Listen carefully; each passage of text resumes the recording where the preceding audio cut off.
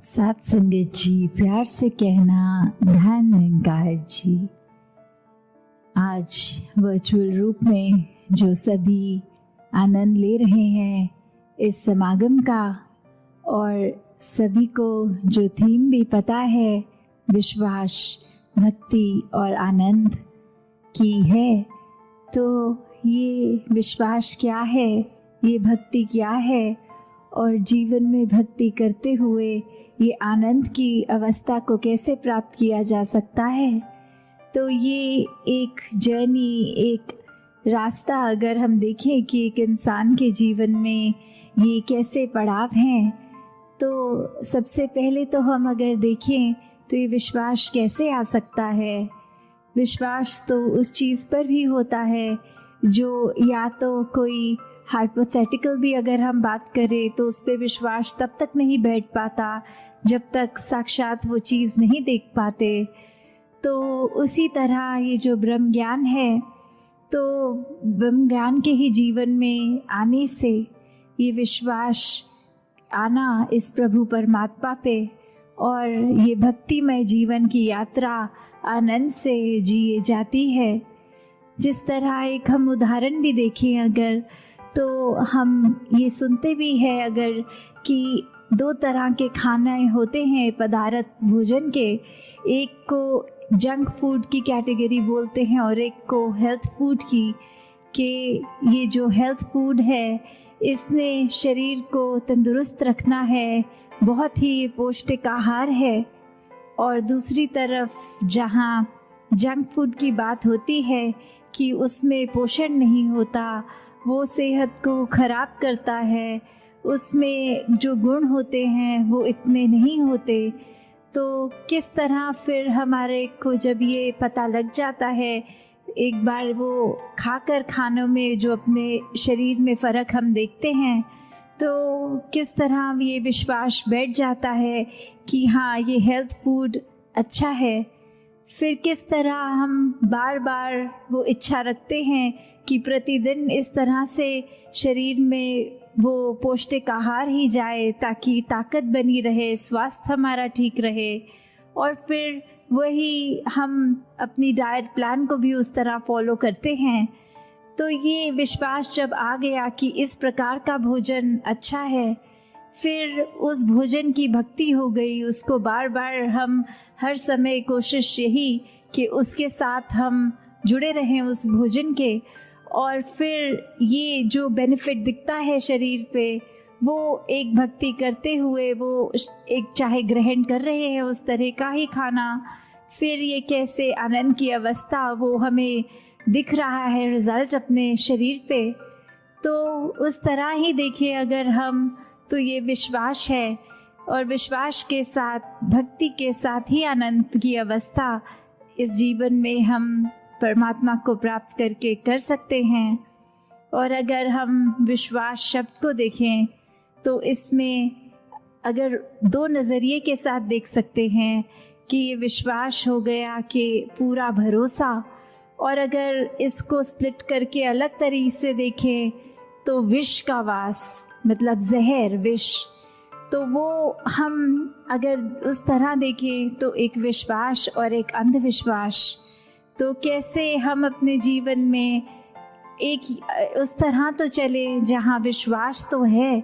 पर जब अंधविश्वास की बात आती है वहीं भ्रम होते हैं, वहीं डर होता है, वहीं इल्यूजन्स आ जाती हैं जीवन में।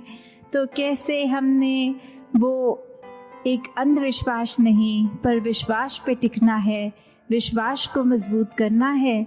क्योंकि जब मन में ये जहर आ गया तो फिर तो कुछ होते हुए भी वो ना होने के बराबर है। फिर मन के अहंकार प्रबल होते जाएंगे, मन में और बुरे ख्याल होते जाएंगे। जैसे अक्सर हम ये भी देखते हैं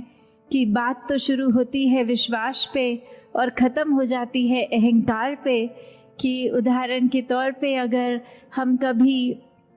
स्कूल के दिनों की ही ऐसे बच्चों में अक्सर नोटिस करते हैं कि अगर एक किसी का पेंसिल खो गया होता है तो वो अपने पार्टनर की पेंसिल ही ले लेता है और बोलता है कि ये मेरी ही है,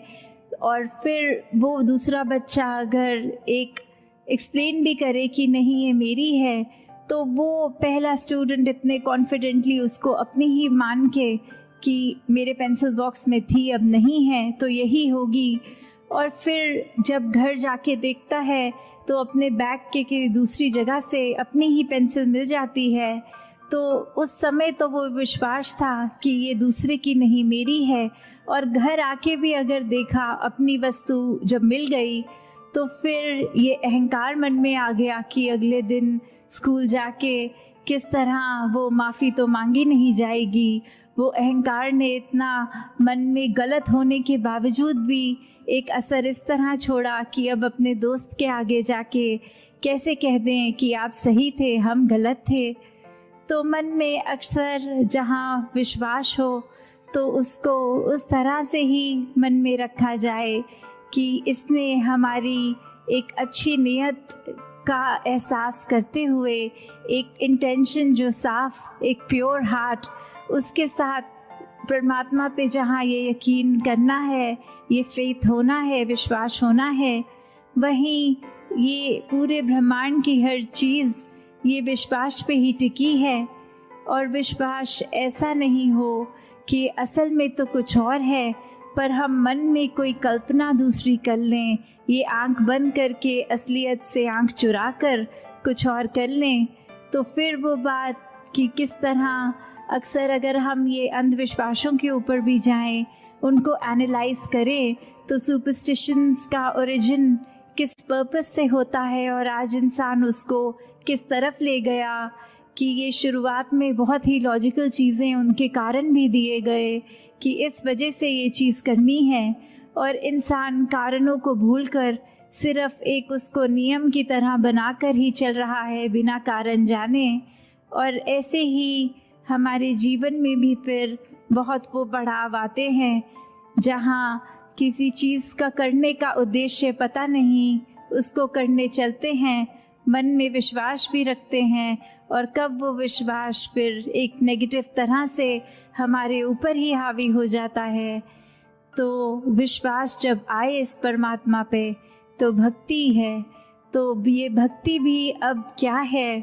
भक्ति कुछ ऐसी नहीं करनी कि पूरे ही आसपास के वातावरण, व्यक्ति या किसी और चीज़ से अपने आप को काट लेना है, कहीं अपने आप को कमरे में बंद करके अपने नेचर को सही करना है, अपनी लगन को पक्का करना है। ऐसी भक्ति अगर करेंगे तो वो तो कुछ समय तक ही हो पाएगी, पर भक्ति तो वो होनी चाहिए जो हर श्वास में होती है। और हर श्वास में भक्ति अगर है तो हमें अपनी लाइफ की एक्चुअल सिचुएशन से भागना नहीं है, वो तो जिस प्रकार की हैं उसमें रहते हुए भक्ति करनी है। और जब ये करना आ जाता है तो आनंद भी इस जीवन में साथ ही उतर जाता है। फिर वो वेट नहीं करनी पड़ती कि भक्ति की हम सीढ़ी चढ़ रहे हैं और उसके बाद एज अ रिजल्ट आनंद आएगा। नहीं, वो भक्ति करते हुए, वो हर पल सांस लेते हुए, वो आनंदित होकर ही वो हर सांस का एहसास इस परमात्मा से जुड़ के होगा। तो हमें कैसे अगर देखें भी कि एक विश्वास की बात जब आती है, अक्सर इंसानों में भी देखा जाए तो वो ओत प्रोत मामला होता है, सिर्फ एक तरफ से विश्वास और दूसरी तरफ से नहीं। तो उससे भी एक ये पता लग जाता है कि अगर हम एग्जाम्पल देखें कि एक क्लास चल रही है, उस क्लास में टीचर हर स्टूडेंट को एक ही सबक एक जैसी एक्सप्लेनेशन के साथ समझाते हुए फिर भी जब कुछ समय बीतता है तो एक टेस्ट का टाइम आता है। और वो टेस्ट क्यों? वो टेस्ट इसी का प्रमाण, विश्वास का, कि जितनी शिद्दत से वो टीचर ने स्टूडेंट्स को पढ़ाया, क्या उसी तरह वो स्टूडेंट्स भी परीक्षा में पास हो रहे हैं। वो टीचर के ऊपर, जो टीचर ने स्टूडेंट्स पे विश्वास किया, वही सबक को एक सच्चाई मान के क्या स्टूडेंट्स भी वो रेसिप्रोकेट कर रहे हैं। और अगर इसको दूसरे नज़रिए से भी देखे जाएं तो शायद टीचर्स को पहले ही पता होता है कि कौन सा स्टूडेंट अच्छी तरह परफॉर्म करेगा और कौन नहीं करेगा। तो वहाँ बात ये विश्वास ना होने की भी आती है कि अगर विश्वास पता है एक किसी बालक पे नहीं है तो वो क्यों नहीं है, क्योंकि टीचर को हमेशा पता है वो क्लास में अटेंटिव नहीं है, वो अपनी असाइनमेंट्स ठीक समय पे सबमिट नहीं कर रहे, वो रुचि एक पढ़ाई की तरफ है ही नहीं। तो उससे एक एंटिसिपेशन एक टीचर की भी बन जाती है कि चाहे अपनी तरफ से तो एक जैसा एक समान ही हर एक को सबक दिया, पर कैसे हर एक ने उसको परसीव अपनी अपनी सहूलत से, अपनी अपनी इंटेंशन से, अपने एक क्षमता के अनुसार करा है। तो उसी प्रकार अगर हम ये देखें कि ये परमात्मा तो हमें इतना हर पल दयाल होके सब कुछ देता जा रहा है, हर पल में इतनी रहमतें हैं, तो हम उसको किस तरह वो रहमतों को अपने अंदर सोख कर रहे हैं, अपने अंदर वो बसने दे रहे हैं। दासी ने एक जगह कहीं पढ़ा कि एक कोट की तरह लिखा हुआ था कि एक भक्त की अरदास होती है शुक्राना और तुम्हारी शिकायत, कि अगर हम एक भक्त को देखें कि किस तरह भक्त ने तो हर श्वास में अगर अरदास भी करनी है परमात्मा से तो इस तरह ही करनी है कि जो है बहुत अच्छा है, बहुत अच्छा किया है। और उस यही पैरामीटर होता है कि पहचानने का, चाहे देखने में सब इंसान हैं पर अंदर भक्त कौन है। भक्त वही जो कभी परमात्मा को कोसता नहीं, भक्त वही जो कभी ये नहीं मानता कि परमात्मा ने कुछ भी अधूरा दिया है। भक्त हमेशा संतुष्ट होता है। भक्त ने तो हमेशा एक अपने आप को इस परमात्मा में उस तरह फ्लोट करते हुए एहसास करना है कि इसी के रंग में रंगे हैं, जिस रंग रखे वो ही रंग अच्छा। ये परमात्मा के हाथ हम कठपुतली समान हैं, चाहे हमारे अनुसार वो आबादी की तरफ हम सोच रहे हैं कि हम प्रफुल्लित हो रहे हैं या एक आबाद और बर्बाद वाली बात। तो किस तरह एक हम अगर सच्चे भक्त हैं तो फिर मन में ऐसा होगा ही नहीं कि कहीं परमात्मा को हम उस नज़रिए से देखें कि कुछ एक जिस पे विश्वास टूटने वाली बात आए, क्योंकि ये विश्वास भी अगर टूट रहा है तो उसका कारण हम ही हैं। अक्सर हम ऐसे भी कर लेते हैं कि सोच लेते हैं कि क्यों ना परमात्मा का ही टेस्ट लिया जाए और अपनी सिचुएशन के अकॉर्डिंगली मन में ही धारणा बना लेते हैं कि यदि हम ये करेंगे और एज अ रिज़ल्ट ये होगा तो परमात्मा है, तो परमात्मा सच्चा है। जहाँ हम आस्था रखते हैं वो एक सच्चा दर है। पर अगर ऐसा नहीं तो उसी समय वो एक नास्तिक की अवस्था को अपना लेते हैं। तो कैसे एक हर बार हम जब ये सोचेंगे कि परमात्मा का हमने टेस्ट लेना है और परमात्मा ने हमारे अनुसार वो रिजल्ट्स देने हैं, तो हम खुद ही देख लें कि हम भक्ति से तो कोसों दूर हैं ही, पर साथ में किस तरह हम अपने ऊपर भी वो विश्वास अभी नहीं कर पा रहे। हम एक ब्रॉडर पर्सपेक्टिव देख ही नहीं पा रहे। हम अपने छोटे वो तंग दिल्ली में ही फंसे हुए हैं। तो आनंद की अवस्था से तो हम अभी बहुत ही दूर हैं। मन में हमारे कुछ भी हो, अगर हम एक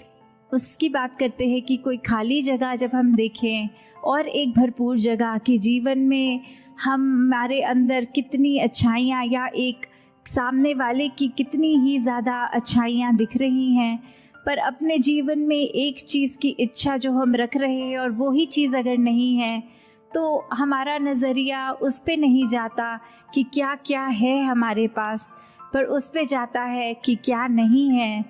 और फिर हम उसको एक माइक्रोस्कोप लेंस जो बोलते हैं कि इतने बारीकी से देखने लग जाते हैं कि जो कुछ है उसको नज़रअंदाज कर देते हैं, जो नहीं है फिर नज़दीक से तो हर चीज़ में कमी दिखी जाती है। फिर एक पूर्णता तो हमें दिखेगी नहीं, हमें अपने जीवन में लगेगा ही नहीं कि एक ये चीज़ ना होने की वजह से पूरा जीवन ही खराब लगता है। तो जहाँ अपनी हर वस्तु को जो दातार ने ये एक रहमत की तरह झोली में डाली है, अगर कुछ नहीं है तो उस पे ध्यान ना दें, क्योंकि अगर ध्यान देना ही है, एक बारीकी से कुछ टटोलना ही है, तो वो अपने अंदर अपने मन को बारीकी से देखा जाए कि किस तरह मन का तो इस दातार ने नेचर ऐसा बनाया था कि हम अपने अंदर झांकें। मन इसलिए कि जो फील कर रहे हैं खुद अपने आप को कैसे ठीक करें, एक अपने मन से जो एहसास कर रहे हैं वो हमें अंदर से कितना मजबूत, कितना स्ट्रॉन्ग और कितना मुश्किल घड़ियों में भी किस तरह उसको हम पॉजिटिव रख सकें। पर मन ने कहीं ये माया के चक्कर में अपना नेचर ऐसा बना लिया है कि उसको बाहर की ओर देखने लग गए हैं हम औरों की तरफ, हम कमियों की तरफ। तो जहाँ मन का काम अंतर का एक अपना हमें दृष्टिकोण, एक नज़रिया, हमारे अंदर क्या चल रहा है वो इंट्रोस्पेक्शन, उसके लिए काम आना था, पर वो हम दूसरों के लिए नफरत, निंदा और ऐसे अनेकों एक खराब सोच देकर मन में उससे हर दिन जब उपयोग कर रहे हैं मन का, तो फिर वो एक नेगेटिविटी की ओर, एक चंचलता, एक हर तरह का हम उसमें एक दोष डालते जा रहे हैं। तो कैसे अपने मन को जब हम साफ रखते हैं, और मन साफ रखने का सबसे आसान तरीका ये भक्ति में तो सेवा है, सिमरन है, सत्संग है, कि जब इस निरंकार से जुड़ गए हैं तो फिर ये आनंद अपने आप जीवन में उतरता है। हर पल मन बहुत ही शांत, बहुत ही स्थिर, सहज भाव में, एक जो कहते हैं कांस्टेंट ब्लिस जो है, एक खुशी, उस तरह एक कभी भी वो एक्सट्रीम निराशा की फीलिंग नहीं होती। तो कैसे हमने हमेशा अपने जीवन में जहाँ हर पल कोशिश करनी है कि इस परमात्मा पे ये विश्वास हमारा पूरा रहे, वहीं साथ ही साथ कैसे भक्ति को किया जाए और वाकई ही भक्ति क्या होती है उसको उसी नज़रिए से किया जाए। भक्ति सिर्फ नकल नहीं है कि हमने देखा है पुरातन कैसे करते थे उसको एक रिपीट करना, नहीं। भक्ति हर एक की एक इंडिविजुअल जर्नी है, कैसे हमने हर दिन अपने आप को उसमें और प्रबल करना है, कैसे हमने हर एक चीज़ से जुड़े होने के बावजूद वो डिटैच्ड अटैचमेंट की अवस्था कि कुछ है तो उसका तो मज़ा उस समय लेना है, कुछ नहीं तो फिर अपने मन को उदास नहीं करना। कैसे वो इच्छाएं होनी मन में तो लाजमी है, पर वो इच्छाओं की पूर्ति ना होने से मन को फिर एक पतन की ओर ले जाना, एक मन पे बहुत बड़े बोझ बना के रखने। तो भक्ति तो फिर समर्पित होकर ही हो सकती है। जब इच्छाएं इतनी आ जाती हैं तो फिर भक्ति उस समय मजबूत नहीं रह पाती। अगर इच्छाएं पूरी ना हों तो भी अपने आप को हम एक पक्का कर लें कि इसका ना होना में भी बेहतरी ही है, तो फिर ही वाकई ही एक असल रूप में इंसान आनंद का एहसास कर सकता है। तो दातार हर एक पे कृपा करे, जो हर एक की इस समय एक अरदास भी है कि किस तरह से सत्संग रूप जो एक इतनी वास्ट हम मनाते थे समागम पे, हर कोई अपने घरों से चलकर फिजिकली गैदर होता था, और अब चाहे वर्चुअल रूप में इस तरह कर रहे हैं, पर भाव तो सबके वही, ये लगन इस निराकार से सबकी वही। और आगे के लिए अरदास कि हर कोई संतों के साक्षात दर्शन करके एक दूसरे की चरण रज लेकर उस रूप में ही ये समागम का त्योहार जो हर्षोल्लास का होता है, ये कैसे एक रूह का संबंध निरंकार से हर पल होता तो है, पर जब समागम पे सब आके इकट्ठे होते हैं तो फिर वो एक अंदर की जो खुशी इतनी ज़्यादा प्रफुल्लित। तो हर एक पे दातार यही कृपा करे जहाँ हर कोई भक्ति भरा जीवन अपना एक स्ट्रॉन्ग करता जाए, वहीं फिर हर एक के लिए, संसार के लिए, सरबत का भला वो एक अरदास कि ये ह्यूमैनिटी एक साथ आगे बढ़े, एक सेल्फिश होके अपने आप को तंग दायरे में ना रखें, अपने मन में हमेशा अच्छे ख्याल रखें, तो दातार हर एक पे कृपा करे। साथ संगत जी, प्यार से कहना धन निरंकार जी।